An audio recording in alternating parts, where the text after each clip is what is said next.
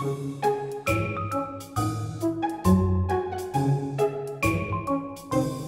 mừng các bạn đã đến với Gen Z truyền. Đây là chương trình mượn những lá tarot để trò chuyện với Gen Z. Mỗi một tập thì chúng mình sẽ mời một bạn Gen Z về để cùng khám phá những mặt khác nhau về tính cách, sự nghiệp, công danh và thậm chí là đường tình duyên của bạn. Mình là Đạt Hà, host và cũng là người đọc bài ngày hôm nay. Và khách mời của ngày hôm nay đó chính là Ren Evans. Hello mọi người, mình là Ren Evans. Trước tiên thì Ren rất là vui khi mà được có mặt ngày hôm nay để xem tarot với Đạt. Thì đấy thì hôm nay không biết cơ duyên nào đưa Ren tới đây để được xem tarot. Thì Ren rất là vui. Hello mọi người.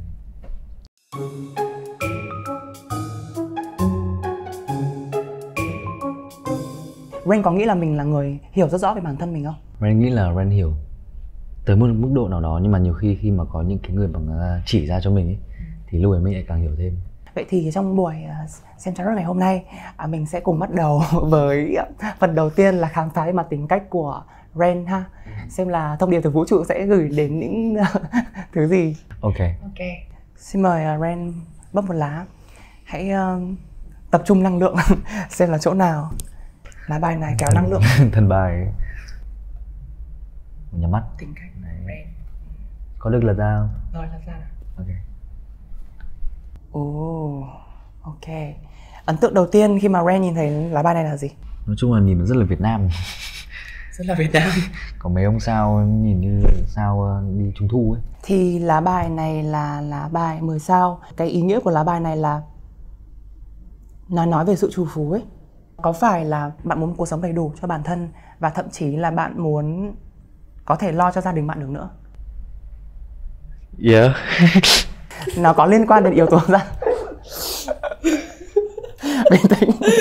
Lá bài này có liên quan đến yếu tố gia đình nữa và yếu tố tài chính. Thì nó không chỉ đến từ là việc bạn muốn có một cái nguồn tài chính thu nhập đầy đủ cho bản thân mình mà còn có thể lo cho gia đình được nữa. Bạn đang có những kế hoạch gì để có thể lo cho bản thân và gia đình? Đấy là một cái gì đó mà Ren đấu tranh từ khá là lâu. Cái việc mà Ren tới âm nhạc nó đã là một cái gì đó đánh đổi đối với gia đình của Ren. Khi mà Ren đi vào âm nhạc thì là đánh đổi về tài chính rất là nhiều. Ren có thể là đi làm bác sĩ và đi làm trong ngành dược, nhưng mà mình lại chọn âm nhạc thì mình đặt bản thân vào một cái thế gọi là không có cái gì cả. Cái bước đầu tiên của Ren đó là tạo cho mình một cái tiền đề cho âm nhạc và lo được tài chính cho bản thân. Tiếp theo là đưa lại cho gia đình. Ren từng có chia sẻ một cái câu chuyện là Ren năm lớp 12 đã có một thời điểm là tập trung sáng tác rất nhiều, thậm chí là không quá tập trung vào việc học. Ren có thể kể về giai đoạn đấy được không? Đó là cái giai đoạn mà gọi là đến bây giờ đi thì nó là một cái giai đoạn khó khăn của Ren. Nó đưa Ren vào một cái trạng thái khá là trầm cảm. Trong suốt cái chặng đường lớp 12, mình tách biệt ra khỏi tất cả những cái sở thích hoặc là những cái đam mê của bạn bè. Mình đi một con đường riêng khác, thì nhiều khi cái đấy nó tạo cho mình cảm giác cô độc. Và lúc đấy mọi người xung quanh mình đều không muốn mình đi theo âm nhạc. Cả bố mẹ của Ren cũng không muốn Ren đi theo âm nhạc. Bạn bè cũng đều bảo là mày đang làm cái gì vậy. Thì cái khoảng thời gian đấy Ren mới ngồi tĩnh tâm lại, mình hỏi bản thân là mình muốn gì nhất, thì nó vẫn quay về âm nhạc. Thì Ren cứ im lặng, Ren làm nhạc thôi. Ren ngồi sáng tác ở nhà và Ren hơi gọi là bỏ bê việc học một chút để mình có nhiều thời gian hơn. Mình ở nhà mình làm việc và mình đi tìm những cái mối làm nhạc khác. Nên là mình nhận được cái deal này deal kia ấy, thì hồi bố mẹ Ren cũng chưa biết. Thế về sau thì mình sâu ra thì bố mẹ Ren mới biết. Thậm chí là đã có một thời là bố mẹ của Ren muốn Ren đi học bác sĩ. Làm dược ấy. Bố mẹ Ren đã có sẵn một cái tư duy như thế, và khi mà Ren nói là Ren chọn cái con đường nghệ thuật, bố mẹ sẽ không thực sự đón nhận nó, đúng không? Cái quả đấy là quả gọi đối với Ren là quả quay xe khá là mạnh. Cuối lớp 12 ấy, bởi vì lúc ấy bạn bè là chuẩn bị đại học, kiểu chuẩn bị apply vào các trường rồi ấy, thì mình vẫn chưa apply cái gì cả. Mình có apply nhưng mà mình apply vào một cái trường kỹ sư âm thanh ấy, nên nó hơi giống một hơi thiên về âm nhạc, nhưng mà mình cứ apply vào cái trường đó thôi. Thì bố mẹ thấy là tự nhiên mình đâm đầu vào nghệ thuật thì hơi hoang mang. Ren còn nói là mình rất cô độc ấy. Vậy thì làm sao để vượt qua cái giai đoạn cô độc đấy? Thật ra cái việc mà mình cô độc là mình biết tại sao mình cô độc. Mình đặt mình vào cái địa vị của Ren Evans lớp 12 nhé. Thì lúc ấy Ren là muốn làm gì nhất? Là muốn đi theo âm nhạc. đi theo âm nhạc phải làm sao, phải tách biệt khỏi tất cả mọi người thì mình mới tập trung vào âm nhạc được. Mình chọn làm nhạc, mình không giống mọi người thì mình phải cô độc. Mình chấp nhận điều đó. Chấp nhận là một cái điều rất rủi ro thế thì mình cũng chấp nhận đón nhận những hậu quả, đúng không? Cái hậu quả mà lúc đấy lại Ren nghĩ đến là gì? Cái hậu quả lớn nhất đi. Lúc ấy Ren không có bạn, mất gần như là Ren ở nhà nhiều mà. Thì đúng cái giai đoạn lớp 12 là Ren tách biệt hẳn khỏi mọi người. Thì có đúng mỗi một người bạn thân của Ren thôi, thì vẫn chơi đến bây giờ. Thì cũng theo nhạc giống Ren. Nhưng mà còn đâu thì cái hậu quả nó sẽ là không có bạn bè này, điểm thấp này, đấy, ba mẹ la này. Trong cái giai đoạn đấy mình cũng mất nhiều đồ nghề làm nhạc vì ba mẹ mình tức ấy. Đấy thì cũng vứt. Vậy là bây giờ thì sao, cái thái độ của ba mẹ? Thay đổi hoàn toàn, 180 độ luôn. Kiểu thế mình quyết tâm ấy. Mình mà có không làm này, có không làm gì khác đâu. Mình đã bao giờ nghĩ đến cái trường hợp là sau này mình sẽ nổi tiếng và sẽ được đón nhận chưa? Lúc ấy Ren chỉ thực sự rất là muốn làm nhạc. Không, bởi vì mình không biết làm cái gì khác ngoài làm nhạc, nên là mình cứ đâm đầu mình sáng tác này, mình ngồi làm beat này. Đấy, mình cũng không nghĩ đến việc là sau này mình như thế nào. Cái tính cách của Ren thay đổi như thế nào từ cái thời điểm mà lúc mới làm nhạc cho đến bây giờ? Nghĩ là chắc chắn là có nhiều sự thay đổi. Chắc chắn luôn. Trước khi bấm máy thì Ren cũng có bảo với Đan là Ren chuyển vào trong Sài Gòn. Thì cái bước ngoặt đó nó thay đổi nhiều đối với Ren. Nghe trong một cái năm vừa qua là một cái năm trưởng thành đối với Ren. Một cái điểm mà Ren cảm thấy là một cái sự thay đổi mà mình cần phải có nhất về mặt tính cách tới thời điểm hiện tại bây giờ thì nó sẽ là saying no. Học cách nói không, đúng không? Tại sao? Bởi vì là mình nói có nhiều rồi. Tức là có phải Ren là một kiểu người muốn làm hài lòng người khác không? Mình từng là như vậy và mình vẫn luôn như vậy. Vẫn luôn như vậy. Hiện tại mình vẫn như vậy. Mình vẫn muốn người khác hài lòng. Mình vẫn muốn thấy cái sự tích cực nó tỏa ra từ mọi người. Nhưng mà đôi khi cái việc mà mình muốn cái sự tích cực đó nó xảy qua thái quá đối với mọi người xung quanh ấy, nó là con dao hai lưỡi. Nó lại tạo ra một cái gì đó nó không tốt đối với bản thân mình. Cái điều nó suy ra là Ren không đặt bản thân mình lên trước. Mình luôn mình muốn nói có để hài lòng mọi người. Bởi vì mình muốn thấy cái sự tích cực nó tỏa ra từ mọi người nên mình không để ý đến bản thân. Các bạn trẻ Gen Z bây giờ thì hay có một cái tuyên ngôn là hãy đặt bản thân mình lên trên và hãy làm những gì mà bản thân mình hạnh phúc trước. Nhưng mà có khi nào cái điều mà khiến bản thân mình hạnh phúc ấy lại là khiến người khác hạnh phúc không? Thì trong cái tuyên ngôn đó Ren cũng đồng ý ở một cái phần là cái năng lượng của mình mình phải bảo tồn nó. Mình phải đưa cái hạnh phúc mình lên đầu, nhưng mà nhiều khi mình cũng không thể nói là mình lúc nào cũng phải đi trước.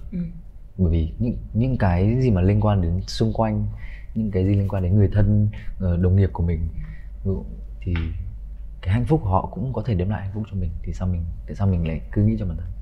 Có một nét tính cách nào của Ren mà khi bạn bè nhận xét về Ren mà Ren cảm thấy bất ngờ không? Thì nói chung là vài tháng trước thì thằng bạn thân của Ren chơi được 7 năm thì cũng có mách Ren đi xem horoscope. Thì mới biết là Ren là mệnh thủy. Sinh ngày 19 tháng 11 là bọ cạp này. Đấy. Thì mới suy ra là thủy này các kiểu thì nó nói là nó cũng tự nhận xét Ren như thế luôn, kiểu bảo là Ren là người bồng bột và bị theo đuổi quá đà, nhiều khi quên mọi thứ xung quanh. Thì cái đấy Ren nhận ra kiểu wow, nó đúng thật.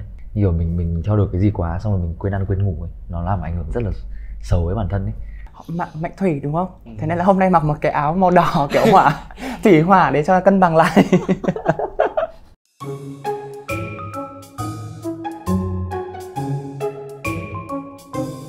Thì bây giờ mình sẽ chuyển sang một mục tiếp theo, đó là xem về sự nghiệp của Ren ha. Ok, để xem những lá bài nói gì về sự nghiệp của Ren nha. Thần bài ơi, vũ trụ ơi, hãy nói cho tôi biết. cái châu tinh trì nó bắt đầu vào trong máu ấy.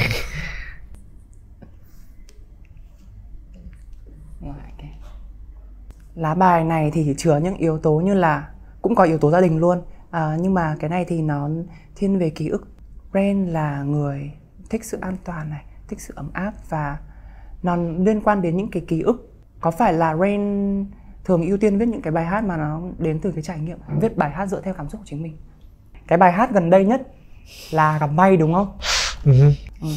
nó cũng dựa theo một cái câu chuyện cũ. Nó dựa theo một cái câu chuyện nói chung là về tình yêu gần đây nhất của mình. Chưa biết nói như nào, nhưng mà cái la bài này nó đúng rồi đấy, nó đúng đấy, nó chuẩn đấy.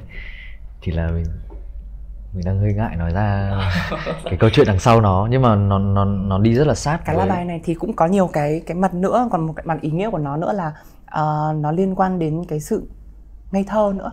Ngoài cái việc là viết chuyện dựa theo những cái trải nghiệm cũ của mình nhá, thì là cái sự ngây thơ, tức là muốn đem đến một cái sự gọi là ngây thơ, một sự nguyên bản trong âm nhạc. Ren đánh giá cao những cái yếu tố nào trong âm nhạc khi mà sáng tác? Đối với Ren, khi sáng tác, Ren đánh giá cao những gì mà nó thực tế. Ví dụ những cái trải nghiệm mà xung quanh Ren, ví dụ Ren có đi đâu với bạn, với người này người kia, thì Ren có thể nói nó trong một bài hát. Thì thứ nhất là nó chạm vào cái người bạn của Ren. Đấy, thì cái đấy là cái mong muốn lớn nhất của Ren. Chạm tới những người xung quanh mình trước, phải làm những người xung quanh mình thấy được cái điều đó, cái nghệ thuật của mình. Xong rồi đó thì khán giả của mình họ sẽ cảm nhận được. Ví dụ trong bài Thích Em Bây Giờ thì Ren có viết về Poku chẳng hạn, và Sofa. Thì đấy là cái kỷ niệm mà Ren đi chơi với bạn bè của Ren. Lúc nào cũng ngồi đấy luôn, ngồi chùa ở đấy luôn. Suốt cả một năm thì bạn bè, khi mà Ren viết cái câu đấy, bạn bè của Ren biết điều đó. Tại vì bạn bè của mình ấy là những người đã ủng hộ mình ngay từ đầu rồi. Nên là khi mà mình đưa một cái sản phẩm sáng tạo nào đấy của mình cho họ xem, cho họ nghe, thì họ có bị ảnh hưởng một chút bởi cái thiên kiến không? Có. Cái đấy mình phải tự nhận thức được. Mình nghĩ là đương nhiên là bạn bè mình cũng muốn là nhận xét cho nó tốt thôi. Nhưng mà nhiều khi Ren cũng bảo bạn bè của Ren là nếu mà mày không thích mày nói thẳng ra luôn, đừng có chơi kiểu đấy. Thì nhiều khi bạn bè Ren hiểu mà, bởi vì có nhiều người bạn bè Ren xung quanh thì toàn là những người làm nhạc, nên là bọn nó bảo không hay là không hay. Ren cũng nhận được, ok. Một đứa con tinh thần của mình dành rất nhiều thời gian để sáng tác nó, và đùng một cái người mà nào đó nói với mình là nó không hay, thì làm thế nào để mình vượt qua cái cơn đau đấy? Vẫn nghĩ cái đấy là nó là điều bình thường luôn. Nó như cơm bữa ấy. Mình làm nhạc, bởi Ren lúc nào cũng làm nhạc, nhưng mà lúc nào cũng có sản phẩm. Mình không thể expect là sản phẩm nào mình làm ra cũng hay, mình không thể, nếu là nó vô lý. Nên là Ren biết là nó như kiểu đi câu cá ấy. Có ngày mình câu được con rất là nhỏ, có ngày mình câu được con rất là lớn. Đấy, thì đối với Ren âm nhạc nó như vậy. Mình vẫn bắt được một con cá, nhưng mà có hay với mọi người không thì cái đấy tùy vào có duyên hay không với bài hát. Và lúc nãy mình cũng có nói một chút đến cái câu chuyện theo đuổi đam mê ấy. Truyền thông rất là hay nói về cái việc là hãy theo đuổi đam mê đi. Nhưng mà người ta lại quên nói những cái mặt rủi ro đằng sau cái việc theo đuổi đam mê đấy. Mình phải chuẩn bị những cái gì để mà có thể đi theo cái tiếng gọi con tim? Cái topic đấy thì đối với Ren thì nó lại là một bài toán. Có nghĩa là để đi tới điểm A đến điểm B thì mình có rất là nhiều chướng ngại vật. Thứ nhất là mình biết chướng ngại vật đó là cái gì, mình có sẵn sàng hy sinh bản thân về nó không. Mình sẵn sàng thì mình chạy luôn. Ren chạy theo đam mê thì Ren biết là Ren phải happy với cái điều đó. Mình không nghĩ quá nhiều về cái rủi ro. Khi mà theo đuổi đam mê để nó thành công thì cũng phải phụ thuộc vào một số yếu tố khác. Ví dụ như là môi trường mình lớn lên này, hoặc là môi trường giáo dục của mình, và thậm chí là sự ảnh hưởng của gia đình nữa. Đối với những cái người mà không có được sự hỗ trợ của gia đình thì sao? Mình nghĩ là mỗi người một cảnh khác nhau đấy. Thì nếu mà không có cái áp lực từ gia đình thì nó sẽ có áp lực từ cái khác. Đối với Ren thì cái áp lực từ gia đình cái thời đó nó là lớn nhất. Ren cứ kiểu gọi là bất chấp ấy, và mình đi thẳng qua nó. Đối với những người mà không gặp may hơn thì Ren từng gặp một người nhá, mà kiểu chơi đàn mà mù ấy. Kiểu mà rất là giỏi ấy. Anh ấy tên là Bình. Chỉ cần nhìn thấy cái điều đó thôi Ren đã biết là ok, nếu mà anh ấy mù mà anh ấy chơi được đàn, mà anh ấy đánh ở trong những cái ban nhạc lớn, anh ấy từng đánh cho cô Mỹ Linh ấy. Thì mình kiểu thì tại sao mình không làm được những cái thứ mà nó nhỏ nhất. Ở đây Ren không có kiểu đánh giá thấp những cái chướng ngại vật của everyone. Chỉ là nó là một cái động cơ cho Ren thôi. Nên khi mà Ren nhìn cái điều đó thì nó là động cơ cho Ren, nó biến thành động cơ. Mình quay lại cái câu chuyện là định du học ngành dược sĩ nhá. Là bây giờ ví dụ đi, trong một cái thế giới khác, trong một vũ trụ khác, bạn đi học dược sĩ, xong bây giờ đang ngồi ở một cái tiệm bán thuốc nào đấy. Xong rồi tự dưng cái âm nhạc trong người nó nhảy lên ấy, nó kiểu đập bình bịch trong người ấy. Thì mình có quyết tâm là mình bỏ. Lúc lớp 12 đúng không? Mình đã theo đuổi đam mê, theo đuổi cái con đường ca hát. Một phần là nhờ không có quá nhiều cái gánh nặng Còn bây giờ ví dụ mình trải qua gọi là bao nhiêu năm học nhỉ? Dược sĩ thì khoảng 7 năm à? 6-7 năm. 7 năm. 6-7 năm học đến 10 năm cơ. Nói chung là cả tuổi thanh xuân của mình. Cả tuổi thanh xuân của mình học về dược này. Và mình làm trong một công ty dược đi. Làm khoảng 2-3 năm nữa đi.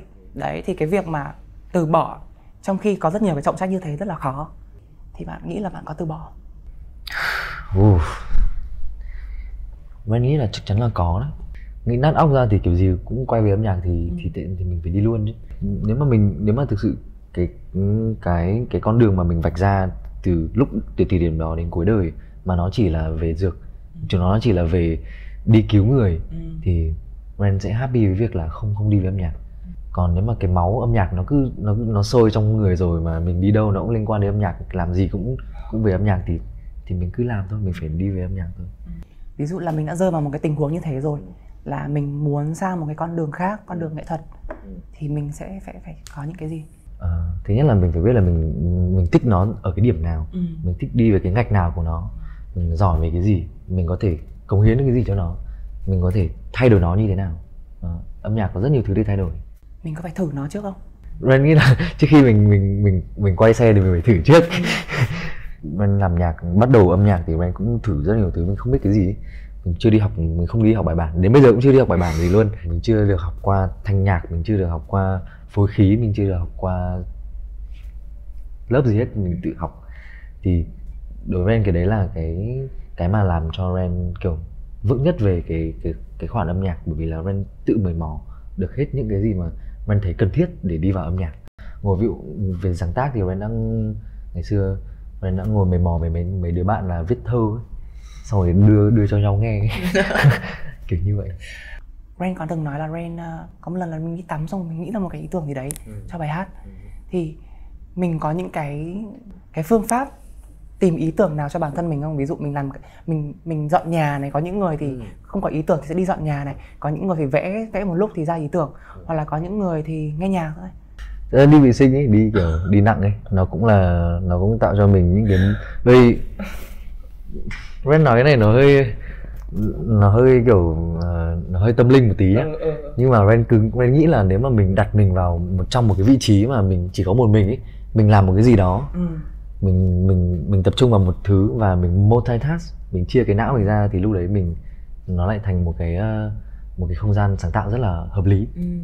Ví dụ trong lúc mình đi tắm mình kỳ cọ người này, đấy, mình nghĩ xung quanh cái kiểu tại sao mình lại kỳ cọ các kiểu đấy, mình đi vệ sinh các kiểu, thì mình nghĩ là những cái lúc mà mình làm những công việc mà nó mang tính kiểu hygiene ấy, thì nó lại là một cái thanh tẩy, đúng không? Đúng rồi. Nó là một nơi kiểu tạo ra mood nhiều nhất đối với Ren. Bài hát gần nhất của bạn là May, thì cũng nhờ một lần đi tắm. Đúng không? Trong lúc mình đi tắm mình nghĩ ra rất nhiều câu va vẩn.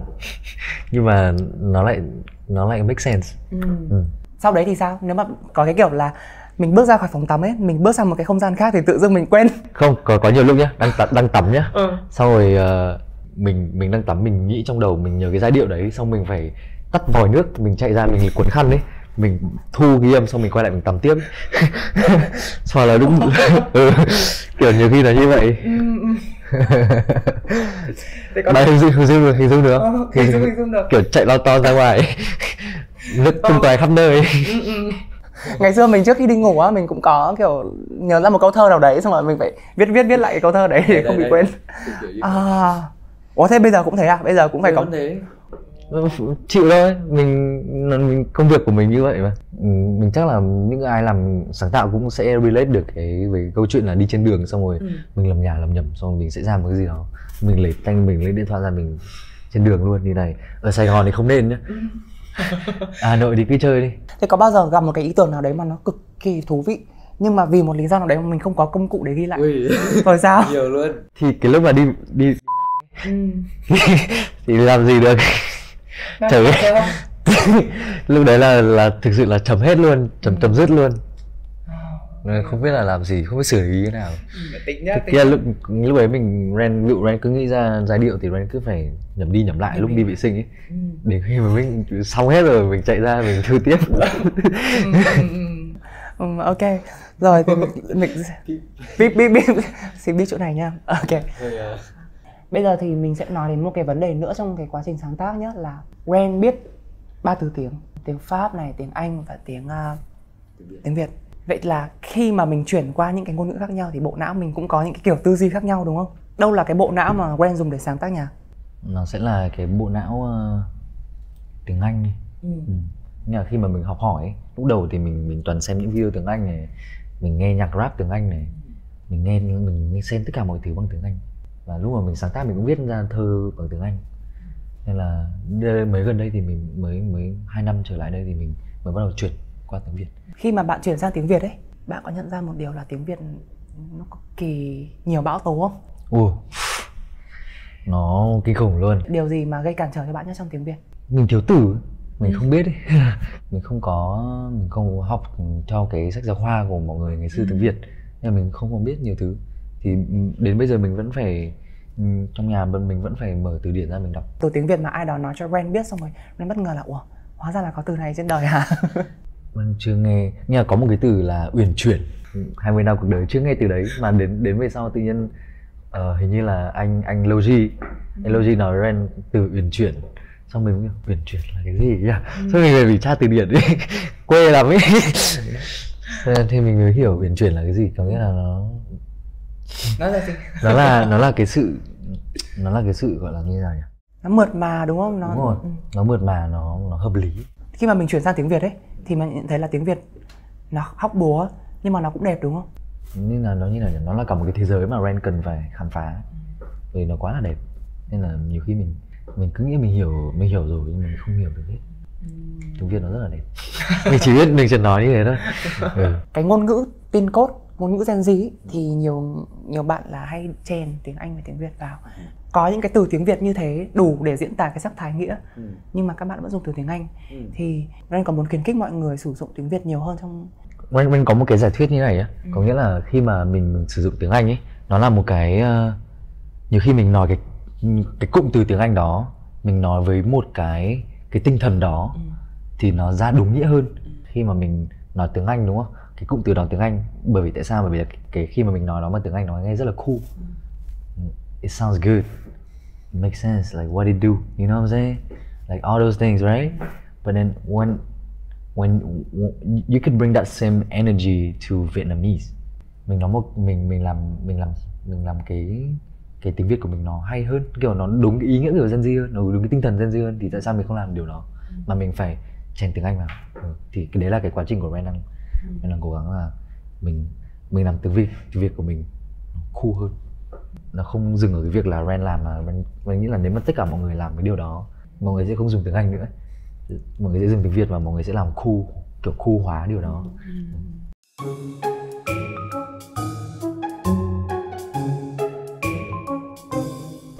Thì bây giờ mình sẽ đưa đến phần cuối cùng, đó là phần tình duyên. Rồi để xem chuyện tình duyên của Ren sẽ như thế nào ha.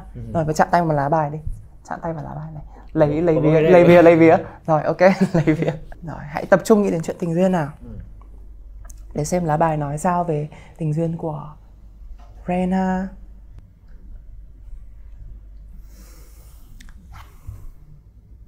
Lại làm lá bài về tiền hả? Đâu đó có sự sung túc đầy đủ, có sự ân cần nhẫn nại nữa, và một chút liên quan đến nguyên tắc. Có phải là Ren muốn tìm một cái người mà có những tính cách như thế không? Tức là cũng có một chút nguyên tắc này, cũng có sự nhẫn nại này. Thì đâu là người mà Ren muốn tìm kiếm?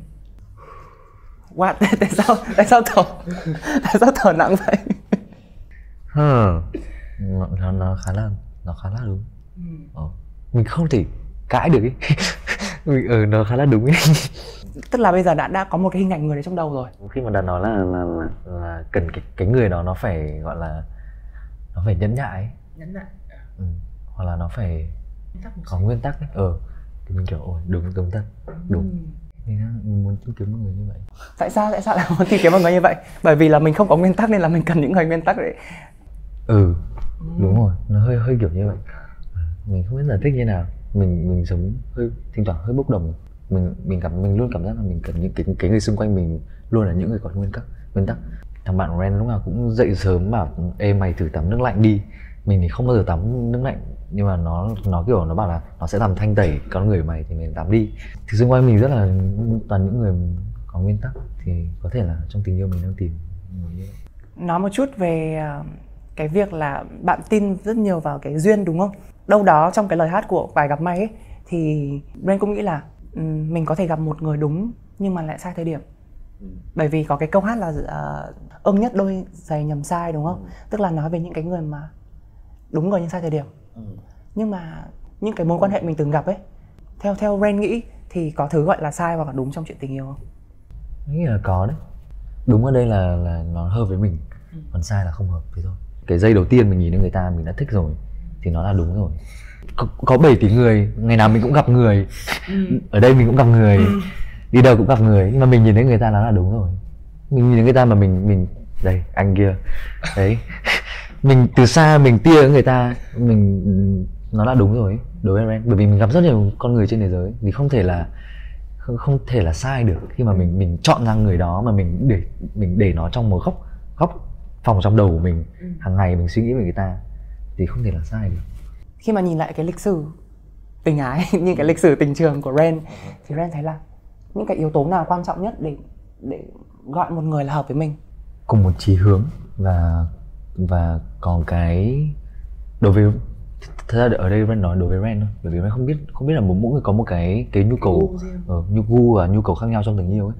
Đối với Ren thì được thu hút bởi một người mà họ có cái ý chí gọi là muốn phát triển.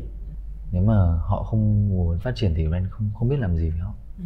Ren không nhìn được ra một cái tương lai cho cái mối quan hệ đó.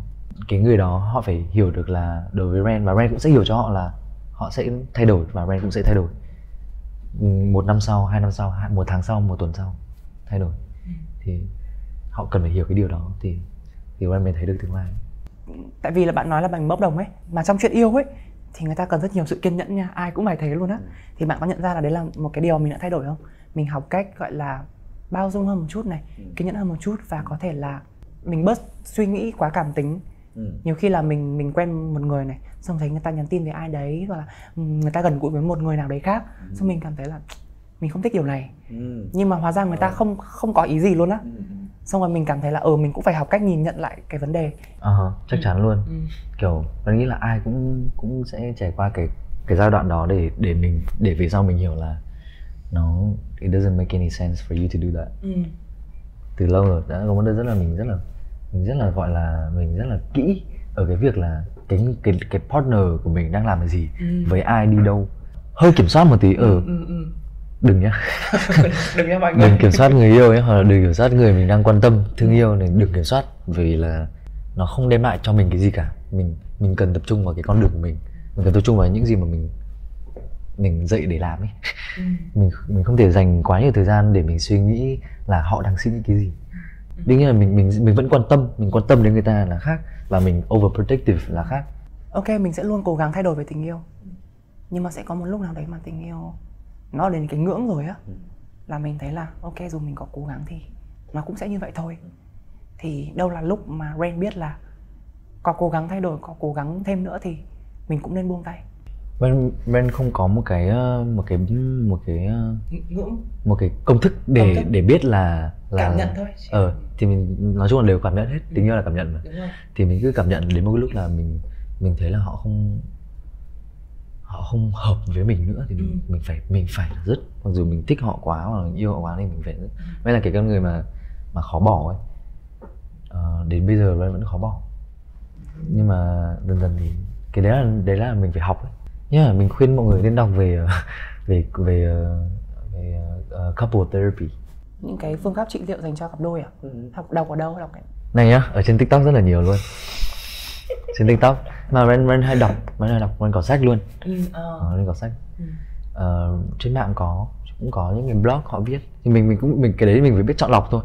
Còn mà nói chung thì nó có, Ren thấy là nó khá là đơn giản. Nếu mà mình đọc nhiều rồi thì nó đều quay lại cái câu chuyện là mình phải biết yêu thương bản thân mình trước khi mình yêu thương người khác, đúng không? Và cái việc mà mình yêu bản thân mình trong khi yêu người ta nó vẫn là điều là có thể. thực ra thì cũng chẳng có một công thức nào đúng không? Bởi vì chuyện tình cảm thì mỗi người đọc và sẽ rút ra cho mình một bài học riêng. Quan trọng là nó hợp với mình, quan trọng là mình vẫn cảm thấy đi tiếp được thì mình đi tiếp. Nhưng mà cái việc Ren cảm thấy khó bỏ một quan hệ đấy ấy. Từ từ nhá, nhưng mà trước khi nói cái đấy thì bạn là người chủ động hay bị động? Thì chủ động. Chủ động. Mặc dù trước ngày xưa thì Ren không hay chủ động lắm. Bởi Ren ngại, và với những cái tình duyên trước kia thì Ren hay người ta tỏ tình trước xứ rồi, mình không có cơ hội. Thế thì còn việc nói lời chia tay? Chia tay thì luôn là bị động. Okay. No shame. Cái yếu tố giao tiếp có quan trọng trong chuyện tình cảm không? Làm sao để tìm được một người mà giao tiếp được tốt với mình? Ngay từ lúc mà mới gặp ấy, thì mình phải để ý luôn cái điều đó. Nghe là giao tiếp chỉ cần 1 tháng đầu tiên thôi, mình biết được ví dụ cái humor của họ ở đâu này. Ok, cái đấy sẽ là hợp nhau này. Cái thứ hai là khi họ buồn họ sẽ phản ứng như thế nào đối với mình. Họ có đem mình ra làm một cái bao cát như để họ giải tỏa đến mức độ nào ấy. Họ không thể để cái việc mà họ buồn và họ xả hết lên mình được. Và mình có cố giúp như nào cũng không được. Cái giao tiếp thì mình luôn phải, nó là cái bar mình set từ đầu luôn. Mình phải biết là họ có hợp với mình không, thì mình phải tìm hiểu họ qua những cái cung bậc cảm xúc khác nhau ấy. Lúc họ buồn, họ vui, họ tức thì họ sẽ phản ứng như nào đối với mình, thì cái đấy quan trọng nhất. Thế thì vừa rồi mình cũng biết khá nhiều thứ về mặt tình cảm của Ren rồi. Dự định sắp tới trong năm nay của Ren là gì? Ra rất nhiều nhạc. Ra album không? Chưa biết có ra được không, nhưng mà mình sẽ cố gắng. Nhưng mà năm nay mình sẽ cố gắng ra nhiều nhạc thôi. Điều bạn muốn khám phá nhất trong năm nay là gì? Công việc đúng không? Ok, bây giờ mình sẽ thử bốc một lá nhé, xem lá bài này nói gì về cái chuyện sự nghiệp của Ren. Rồi, bây giờ mình sẽ cho bạn xào thử nhá. Xào 3 lần thôi nha. 3 lần? Ok. 1, 2, 3. Ok, xong mình cứ bốc. Đây, mình sẽ... Ok. Lá bài cuối này sẽ nói sao về con đường tương lai của Ren, hoặc là những mong muốn hiện tại. Đây là lá bài liên quan đến sự công nhận, tức là đang cực kỳ khao khát cái việc là được mọi người đón nhận luôn á. Giống như là một cái người ngồi trên ngồi trên cái con ngựa trắng này và được mọi người xung quanh tán dương. Wow. Thì đây là một điều tốt. Có thể là sắp tới những cái bài hát tới sẽ được nhiều người đón nhận hơn nữa. Không phải là bài mà rủi. Ok, bạn cảm thấy sao về buổi nói chuyện ngày hôm nay? Nếu mà dùng 2 tính từ. Hai từ được không? 2 từ đi. 2 từ nhá. Tại vì 2 tính đây là cái buổi thử nghiệm cái khả năng tiếng Việt của mình xem đến đâu rồi đúng không? Rồi, thay vì là tính từ thì mình sẽ dùng 2 từ thôi, 2 từ gì cũng được, danh từ, động từ cũng được. Tâm linh. Cái buổi hôm nay rất là tâm linh. Và mình sẽ nói một cái từ đồng nghĩa với giúp đỡ, như kiểu là nó giúp mình ấy, nó giúp mình trải lòng ấy. Thế thì chắc là sau buổi hôm nay mình sẽ về mình friend. Mình friend trước đã, follow nhau cái. Và thêm một điều nữa là chắc là mình tra từ điển tiếng Việt xem là từ nào đồng nghĩa với từ giúp đỡ, rồi biết đâu lại ra một cái từ để đưa vào bài hát mới của mình, đúng không? Nó sẽ là title luôn. Và cuối cùng thì sau khi mình đi qua 3 lá bài chính thì bạn mong muốn là mình sẽ, nếu mà phải lấy một lá bài và gọi là làm bùa hộ mệnh cho mình đi, thì bạn mong muốn là cái lá bài nào sẽ đi theo mình? Thế thì anh sẽ lấy cái lá mà tình duyên ấy. Lá tình duyên đúng không? Cái lá mà một người mà tìm những cái con người mà có nhiều nguyên tắc. Có nguyên tắc này, có sự kiên nhẫn. Đây là King of Pentacle. Đây chính là lá mà bạn muốn đem theo mình làm bùa hộ mệnh đúng không? Yes, King of Pentacle em mọi người ơi. Thì đây cũng là những cái phần cuối của chương trình của tập Gen Z Truyền ngày hôm nay. Sau buổi hôm nay thì bạn có nhắn nhủ gì tới những người đang xem ngày hôm nay không? Quay lại cái việc mà lúc vừa nãy Ren có nói về hãy cool hòa tiếng Việt ấy. Hãy cool hòa tiếng Việt. Cool hòa tiếng Việt thì hãy cool hòa tiếng Việt với nhau. Cảm ơn Ren đã có mặt tại buổi Gen Z Truyền ngày hôm nay, và chúc cho sự nghiệp, tình duyên và tất cả mọi thứ xung quanh bạn đều sẽ tận lợi giống như những lá bài ngày hôm nay. Cảm ơn mọi người đã đến với Gen Z Truyền ngày hôm nay. Các bạn có thể theo dõi Gen Z Truyền trên YouTube, Spotify, Apple Music và đón chờ những thông tin thú vị tại fanpage cũng như Instagram của Vietcetera nhé.